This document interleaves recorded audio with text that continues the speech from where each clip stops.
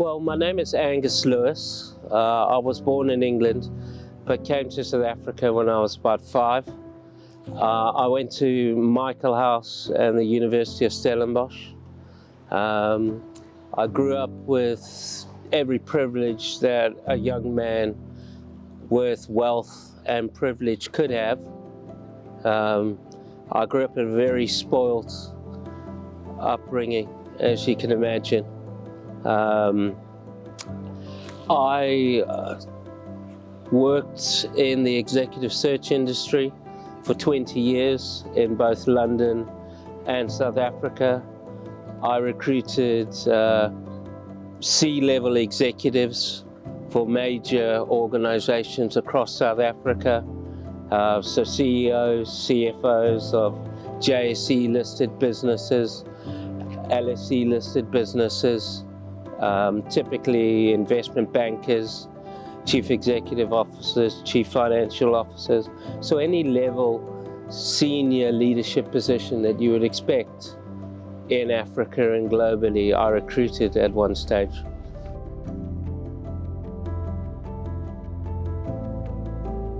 Well, a number of events succinctly happened.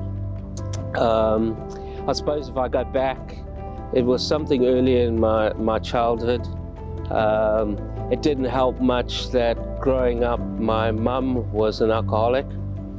I was always surrounded by alcohol, so my father was also quite a heavy drinker, although probably not an alcoholic.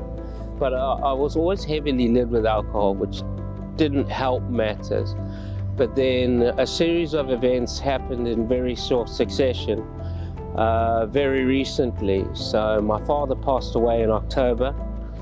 I then separated from my wife. My business partner and I decided to part company because I was a major partner in one of Africa's leading executive search firms. And then whilst I was staying at a B&B for my separation, there was a break-in and I got stabbed in the chest. And in that incident, my wallet was stolen, my phone was stolen, everything was stolen. So I was absolutely destitute and feeling very sorry for myself, very low, very frightened, very scared. And amazingly enough, I didn't even know about MES, but the owner of the B&B wouldn't help me out. So they dropped me off at the bank to try and get my problems sorted, and the bank couldn't help me with my problems. But they pointed me to rest down the road, and that's how I ended up here. I walked into MES and said, look, this is my situation, and they took pity on me even in that situation when they could have turned me away, and quite rightly should have turned me away, and gave me help. And that's how I'm here. Parting of ways, parting of company, you know, alcohol didn't help as well in that, in making wrong decisions, particularly in critical things, not doing things for the right reason, doing things for myself, doing things for money.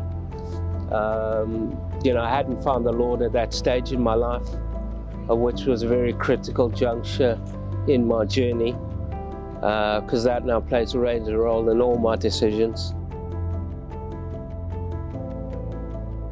I slept a few hours on the street, and that was bad enough. Just the thought of it, and the fear of it, to be honest with you, being someone who's disabled as well. You know, I wouldn't survive long on the street. I mean, that much is apparent. You know, just from what I know of the street now, it's a cold, rough, scary, dark, depressing and desolate place. It is a very scary place. I was a very arrogant, angry, depressed man when I arrived here, and I always judged that, you know, someone must have had to have done something seriously wrong to be homeless. They must have committed some awful crime or atrocity, and it's not the case at all. It's not like that. It can just be, this can happen to anyone, and it can happen to anyone very quickly.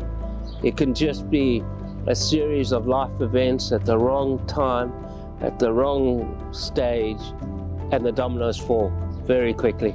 I used to pay people to, you know, if a homeless person came into my area, oh, good goodness, there's a homeless person walking down the road. Let's lock everything up and lock the doors and shut ourselves in from the world. Don't talk to him, he smells. Let's lock the car and drive past as fast as possible. Let's call security and get him out of here, because we don't want the neighbors to see someone like that walking through our neighborhood. People like that don't come in our neighborhood, you know? Like some way it's going to devalue the value of our property, you know, because you've got a homeless man walking through just trying to get to the shops and maybe he could get a meal. Or don't get a meal in our area and let him go somewhere else.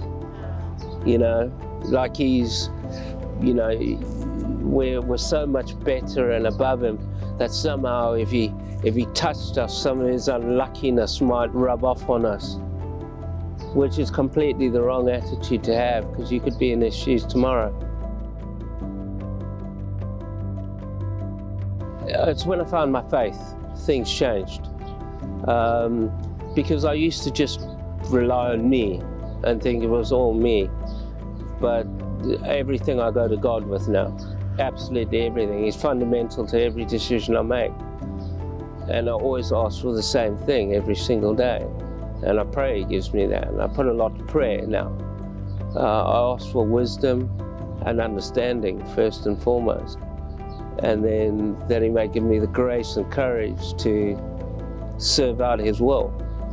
And that He has a plan for me, and just to give me the grace and courage to execute that plan. The dream for me is to start the world's first faith-based recruitment business. So in line with skills for a need for a role, I think faith is just important as skills. And when you can align the two, I think that can make a fundamental change in society.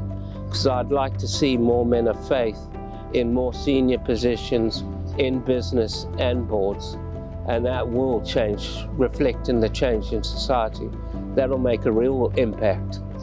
Is when you can have people at the top of society that are faith-based and make their decisions along with profit, but with faith. So profit with a purpose. And then the view of society would change, because you would have people at the very top that were led by faith first and profit second, that would know to treat that person on the street based on Christian values rather than societal values. And that would be a change. That would be a marked shift in society.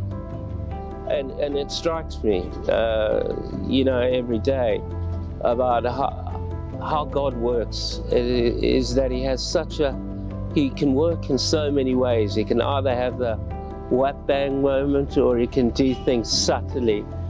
He's a genius, or genius wouldn't even be to say, because He invented geniuses, but He has a hand in everything.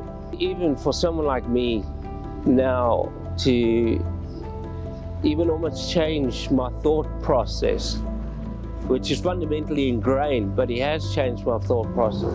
Because when I look at someone next privileged, now the first thing I think is, oh, therefore the grace of God go I. Because that could be me, and things can get worse. You know, the Lord has plans for all of us. And, you know, He gives me hope, He gives me faith, He gives me courage to just keep on going. Because it's a long race we all run. And I know that I can't do it myself. He's going to have to carry me. So He will carry me when I can't walk myself. if I get the opportunity, and I will get the opportunity to run my own business, faith-based recruitment business again. As I said to you, Franita, one of my business goals and ambitions will be every bit of turnover from our business, 5% will go to MES and 5% will go to the church on the profit we make every year. And that will be a condition going forward. And I think if we can get a lot of other companies to think like that as well, even as, for example, goods and services, computer companies donating the computers, or companies particularly, a lot of the stuff when they refresh their systems, their laptops, their routers, their network cables, to donate them, even their time.